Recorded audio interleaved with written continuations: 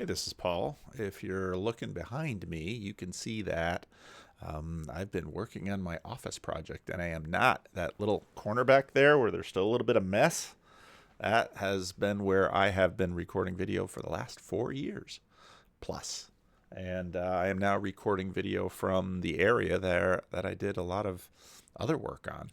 So the idea is to sort of integrate all of the video and all of the work into one area, and I'm still working out the bugs. You'll probably see that things will change here, but that's why. Different scenery. Those of you who caught me on Jacob's live stream today, I thought we had a good conversation. Talked with Sam, talked with Jacob. Someone on Twitter sent me a request to, see, now my hands are in different places. I'm going to have all this muscle memory about what to do where. So Hillary's birthday party contacted me on Twitter and said that Joe Rogan and Matt Walsh disagree over gay marriage, and thought, well, this might be an interesting video. I actually didn't find the video very interesting at all. In some ways, the video, see, now I was very much boxed into that little corner and I couldn't move anywhere, and now I've got lots of room to move. But if you want to hear me, I got to get nice up close to the mic, and we'll see if Rick complains about this contraption.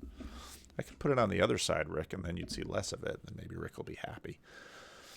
But I have participated in and watched this argument many, many, many times. Joe Rogan basically says, hey, so what if a gay person's marriage doesn't affect a straight person's marriage? You've heard this from politicians. You've heard this from all kinds of other people. And to a degree, they're right. That isn't exactly the same as saying that a change in the definition of marriage doesn't change everyone's marriage. And that's where, on one hand, when Joe Rogan says, well, if these two gay people love each other and get married, how does that hurt your heterosexual marriage? Oh, very true. If the cultural definition of marriage changes, that very well might, and in fact likely will, impact all marriages. And the definition of marriage has been changing for a very long time. Oh, see, now there's still a lot of things I'm going to have to work out in this rig. Yeah, every time I change, things impact the workflow. So I'm facing the wrong directions because I've got some notes over here, and I've got screens here, and I've got the camera here. So all of this stuff will probably be changing quite a bit over the next little while, but we will soldier on. First point in this conversation. So if you ever have this conversation with someone on whatever side you are, consider these points. First point, what I call universal marriage, which has been around for a long time. You can find it cross-culturally all over the world. And there was, for the most part, a great degree of understanding and commonality with respect to what marriage is for. What did universal ancient marriage do? Number one, it made family members, it made tribe members out of non-tribe, non-family members. It's one of the key things marriage does. Marriage takes a person who is not a part of your family and puts them in your family. It takes a person who's not a part of your tribe and puts them in your tribe. You might say, well, what does that matter? Well, if you're living in a tribal world where the difference between life and death, between eating and not eating, between being on this land and not being allowed to be on this land depends on whether or not you are part of this tribe, it's a very big deal. And so that's one universal understanding of what marriage is for. Number two, marriage, by virtue, and this sounds a little weird, marriage makes legal heirs. What does that mean? It means that the children of the union are also members of the tribe.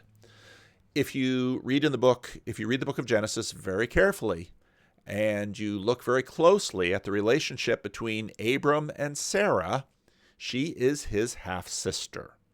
If you look at who Abram looked for wives for Isaac, and then Isaac for Jacob, and they looked for someone within their tribe to marry. Tribe was tremendously important. So not only is marriage able, at least sometimes, because of course Rebecca didn't really like Esau's choice in wives. And so this whole issue about being within the tribe, keeping things within the tribe, making someone not of your family, in your family, these are very old and very ancient. And again, through much of human history, tribal stuff was really important and very significant. So that's what marriage did. And then even as the tribal stuff sort of receded, marriage was all about the creation of legitimate heirs. And so when you get to the classical period, you can discover this. There's a lot of information out there on the internet. Sex was not restricted to marriage, especially for men. Because, well, women in a marriage were supposed to maintain the purity of the lineage of the seed. And there's all kinds of discussion about how people thought about reproduction. You look at seed, you look at for a long time in human history, people imagined that the man implants the seed in the woman, and she's, for the most part, sort of this fertile soil out of which the child grows, as if the child is in the seed itself. We today, of course, have this idea about you've got a sperm and you've got an egg, and it's the union of these two, and they come about. We can talk about that when we get to Christianity and how the Apostle Paul changes these assumptions about marriage. But these are the ideas that, well, marriage is about the creation of legitimate heirs. There's a very common saying from antiquity, which basically makes the point that wives are for having legitimate heirs. Courtesans are for men's entertainment. These were basically high-class, educated, we would call them prostitutes or escorts that could be for the amusement of a wealthy, high-status male, and then slaves for men's daily needs. And what you see in there was that it was assumed in the classical period, in the Roman Greek period, that men did not limit their sexual behavior to their wives. It was whatever women thought of it, however women liked it or didn't like it. Men would be able to have sex with slaves, with courtesans. In the Roman period, when you get into the question of same-sex behavior, it was thought that a good Roman man should penetrate, not be penetrated by. Okay? And there's a big discussion about same-sex behavior in ancient Rome and in the classical period and in the Greek period. I'm not going to go into that in that video because it doesn't really get into the definition of marriage, except for the fact that the only reason you marry someone is for the creation of legitimate heirs or to bring them somehow within your social circles or within your tribe. And so what happens to a degree is that social circles become sort of quasi-tribes. And so that's where you get the idea of marrying up. You want your children to marry up, and you want your children to improve the family's position. And you can still find many cultures around the world where the purpose of marriage is to bind families together for business, for status, for the future of the family, so that they can all move forward together. These are not uncommon ideas in the world today. Now, I've been preaching in my rough draft for Sunday through 1 Corinthians. And when you get to 1 Corinthians 7, the Apostle Paul says something which is dramatic. He says first that the husband's body, or the wife's body, belongs to her husband. And nobody would have made a big deal about that. Everybody would have simply assumed it. But then he says that the husband's body belongs to his wife. That is revolutionary. That is deeply mutual. And you see, if you look at the Tom Holland conversation on Unbelievable from a few years ago, they talked about this as a depth charge within Roman society. That saying becomes the groundwork for the creation of what in the middle of the 20th century in the Christian West and in North America in particular would be the definition of Christian marriage, and would be basically the definition of Protestant marriage, and therefore the definition of American cultural marriage in mainstream American life.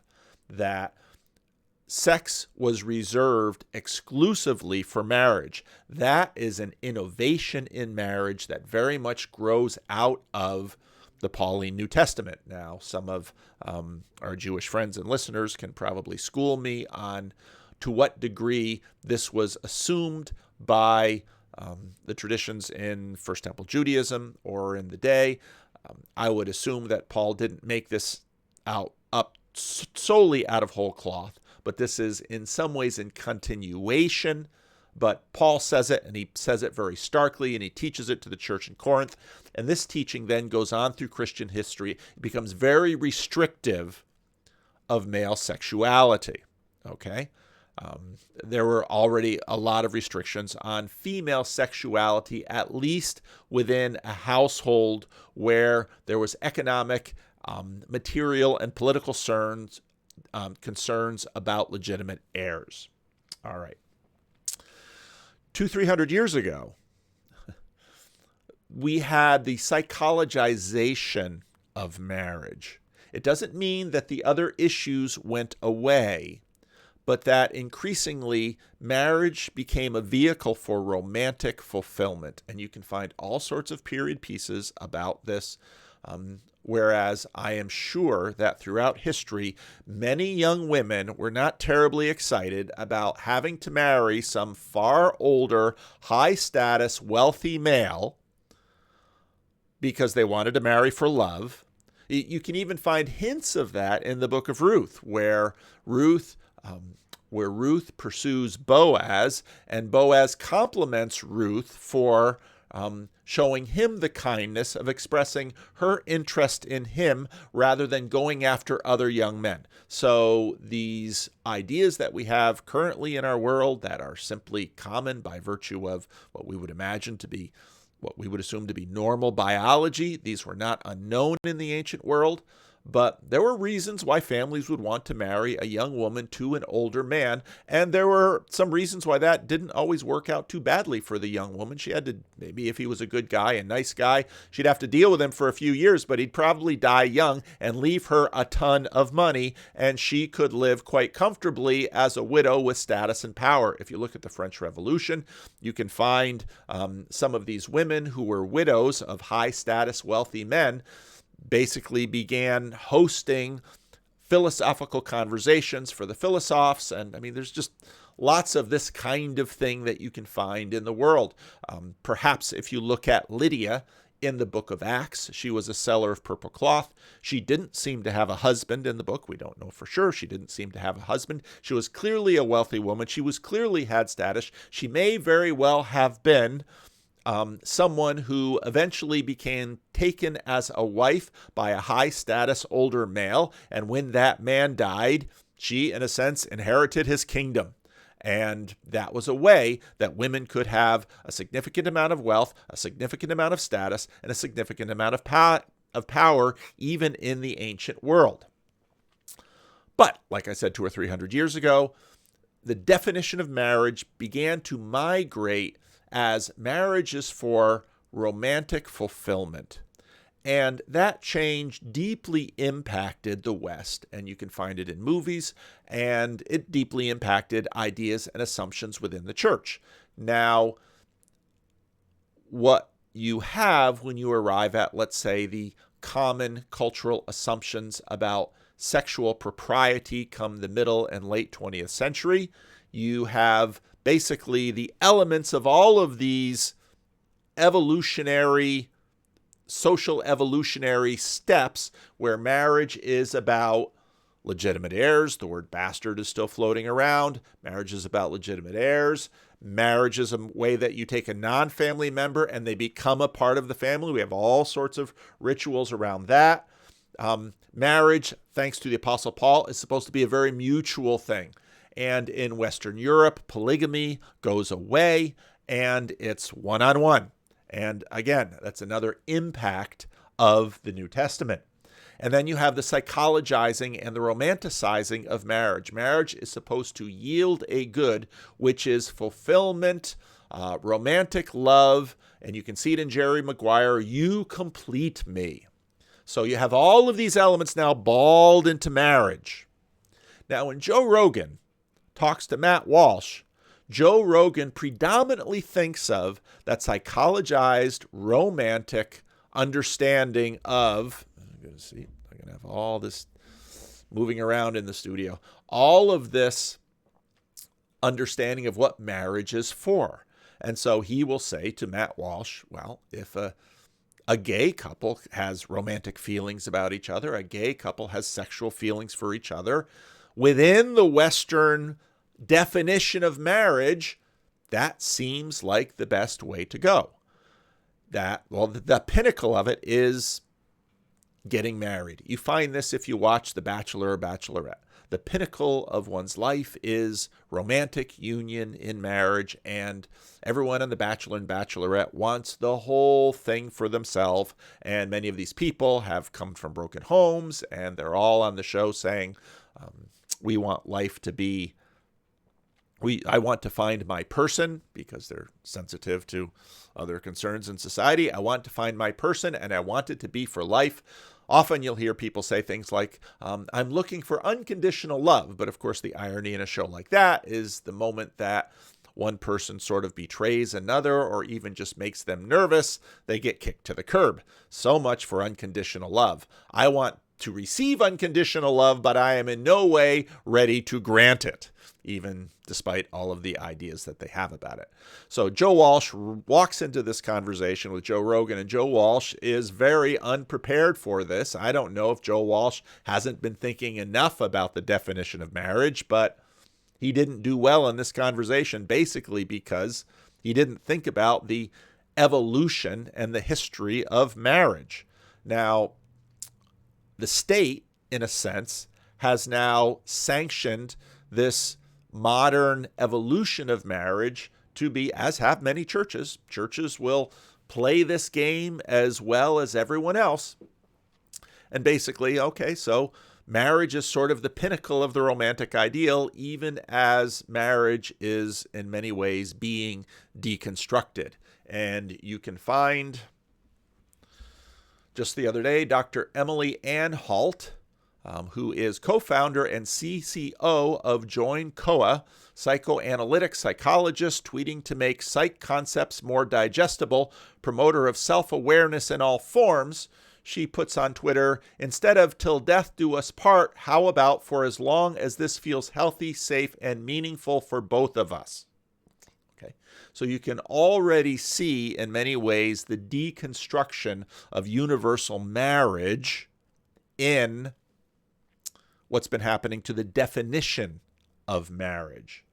And, well, how is that the deconstruction of universal marriage? Because you are family, you are tribe till death do you part. That's the definition of family. And in fact, even today in conversations about, well, blood is thicker than water, that's the point. And so when death do you part is sort of put aside, a lot of these older definitions of marriage are sort of being laid to rest. And you find this in many other different places in the culture. So what marriage is becoming increasingly is an expression of peak romantic or psychological attraction. That is what the definition of marriage is becoming. And whereas Matt Walsh really fumbled the question poorly, he should have probably stopped Joe Rogan and said, well, this gay marriage over here doesn't necessarily affect my marriage, but the change of the definition of marriage impacts all marriages. And that's a better way of approaching the question, both within the church and within society. So I hope I've given this speech a number of times. You can probably find it a few times in my video catalog. This is basically the way to conduct the conversation. Now, you can have the conversation in terms of whether or not the definition of marriage should change.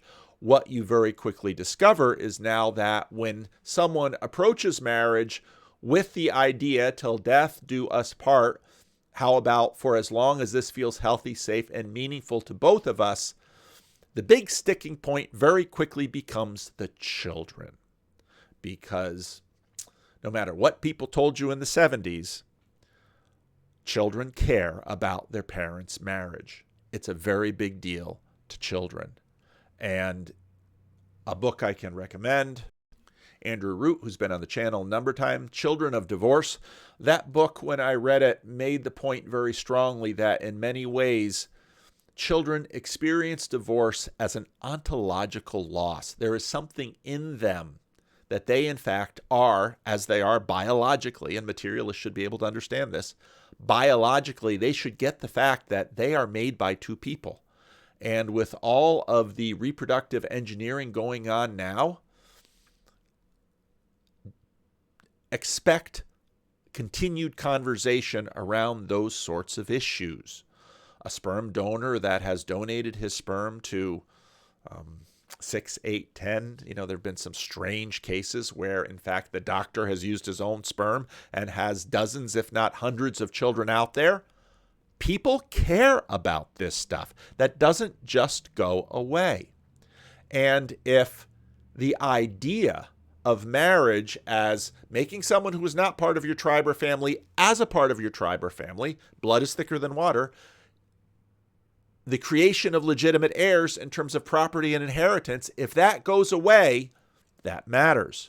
The Pauline addition to marriage, that marriage, mutuality, monogamy, not just serial monogamy, but till death do us part monogamy, that's a very powerful ideal. And again, you hear echoes of that on shows like The Bachelor or Bachelorette.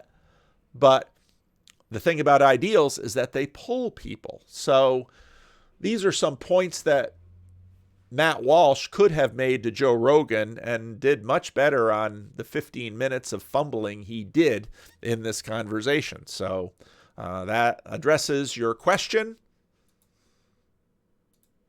Hillary's birthday party. And there's my answer.